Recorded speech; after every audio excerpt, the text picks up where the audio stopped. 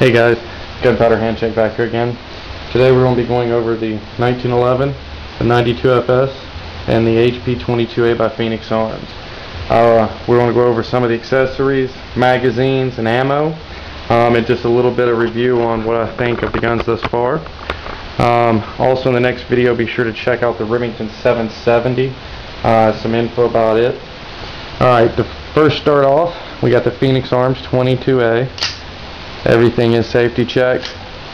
There's never anything loaded. Alright, the factory mags that, the one mag I got with it was really nice. It worked, but like everybody else, I'm sure you want to have secondary mags just in case. I mean, one mag, even though it holds 10 rounds, still with a 22 just isn't enough. One thing I will tell you about this, the stock mag that goes in it fits really nice. My hand sticks over it, but I mean, you can put your pinky under it, you can put your pinky kind of in front of it. It doesn't really bother me.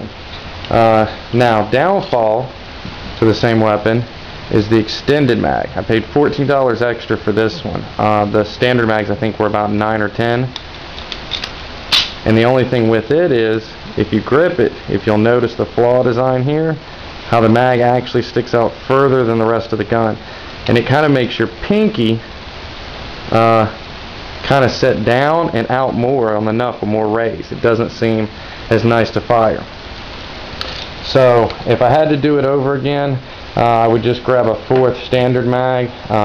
It works well. The pistol shoots really great. It's cheap to maintain, cheap to own, and cheap for ammo. And with this economy, all those things are a huge factor nowadays. Another thing, a little $10 holster I picked up. It's a size 3. It comes from Blackhawk. I like it only because if you carry this in your pocket, if you have a license, it comes right out really nice. And I mean, I'm not no 300-pound guy, so for me, you know, carrying something like this only works in cold weather or big jackets. If you live in a very sunny state, really warm weather, it's not going to work. I mean, you're going to be an oddball wearing a trench coat.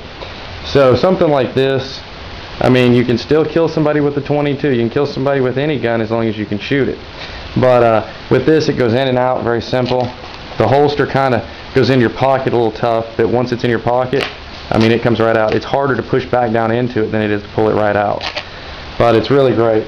Now moving on, we'll go into the Beretta a little bit, the 92FS. This is hands down my all-time favorite gun. I hear a lot of people go, oh, you've got a 1911, it's a 45, and you still like the Beretta. Yeah, I will have to say one thing about this gun. It's the only gun that I've ever owned from the time I took it out of the box, which it's a 100th anniversary, it's maybe a year old. From the time I've taken it out of the box, the 800 rounds that I pumped through it, not one misfire, not one stovepipe, nothing. Now, I don't use reloads. I buy brand new ammo, but I've had 0 problems. It has never misfed on me one time. It has been a beautiful, beautiful gun. And that's a Snapcat. This gun I keep put up, guys. It doesn't have any scratches on it. It's a beautiful gun. I've got quite a few parts that I've went and changed from the MIM, and instead of just putting back black, I went ahead and put the MP3. I've got videos on how to do that. It's just a great gun. Now, Netgear makes a 20-round magazine. I've talked to these guys. These guys will say it's your gun's fault, it's your ammo's fault, it's this, that, and the other. This gun is fired every one, and it's never jammed. Yet I have fired the slide rack back, making me think that the gun was empty, and the magazine has gotten bullets stuck down into it.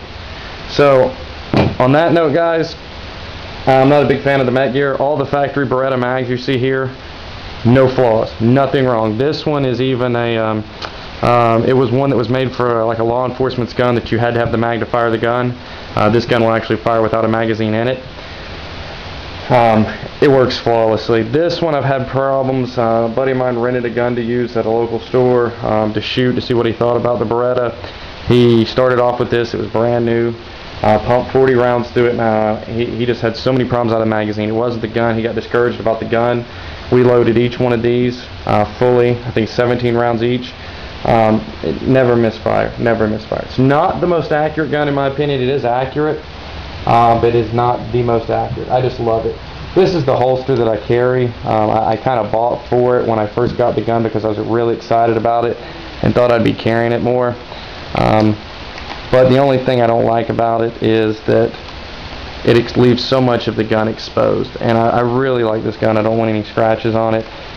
Therefore, I won't be using this holster with it. Good news is the holster does work as a speed holster for my 1911, and even comes with a tab to keep the hammer from falling on it. So I like that. The only thing is with my 1911, it's the third gun we're going to run through real quick. I really like the gun. The only issue with it is it's extremely heavy. It's extremely accurate. I mean, you've seen the videos. You can just take the bullseye with no problem. Several different magazines here. These two I were actually given. Let's do a little look on these. They were found in a water in a junk car. Somebody else probably would have thrown these magazines out, thought nothing about them. I put a tremendous amount of oil on them. I cleaned them and cleaned them and cleaned them, and they function just as good as my two factory Springfield magazines, which I think these are factory Springfield magazines from the marking. It's just the fact of it looks like they were GI models, probably 10 years old. Wilson Combat, I love this magazine. It loads easy, it comes out easy, it comes apart easy, it can be cleaned quicker than any. I really like the Wilson Combat magazine. I've got some of their parts in the 1911. You can see in the video on it. They're a great company. I really love them. I mean, they're not the cheapest on the market, but then once again, you get what you pay for it. Now, the McCormick mag, I have two issues with. I like the butt pad. I really think that's a cool butt pad, especially when you have the bottom plate, the speed chute on this. It is just so nice because with this magazine, you don't pinch your hand, and you will with any of these if you have a speed chute, because it doesn't have that rubber guard. But it looks really nice, especially with the speed chute in it. I really like the way that mag looks. The only problem with the mag is, for some reason, with 8 rounds, if you fill it all the way up with the 8 rounds and try to load it in the gun, the magazine will not actually lock sometimes. I've had to force it up, tap it, and then it will. The good news, the Wilson Combat, I mean, it works perfect. I've never had any issues out of it. Virtually the same price. Now with this, I have I'm not even going to try to pronounce the name of that, guys, because I will hack it all up. It's TAGUA. It's gun leather. It's made in Paraguay. You know, it's not a $300 holster. I paid about 40 bucks for it, but I have to say it is one of my favorites, only because it does bring the gun up with the belt on, so it only leaves a little bit below the belt, which some of the other holsters did not do that, and it fully encases the barrel and everything. There's no way to get any scuffs or anything right here. Video I did on my Phobos holster, I really hate to say it, but I was not very happy with their holster. I wound up with quite a few scuffs and scrapes on this. But moving right along, I did purchase 2 other things. True Spec, I've got some of their clothing line. It's not bad stuff. I mean, not expensive, but not bad. True Spec makes a double holster here, double carrier, double mag carrier. You can use the 1911 mags. You can use the Beretta magazines. Everything works really good. These are a little too small. You can usually fit 2 of them in there, which, you know, it works.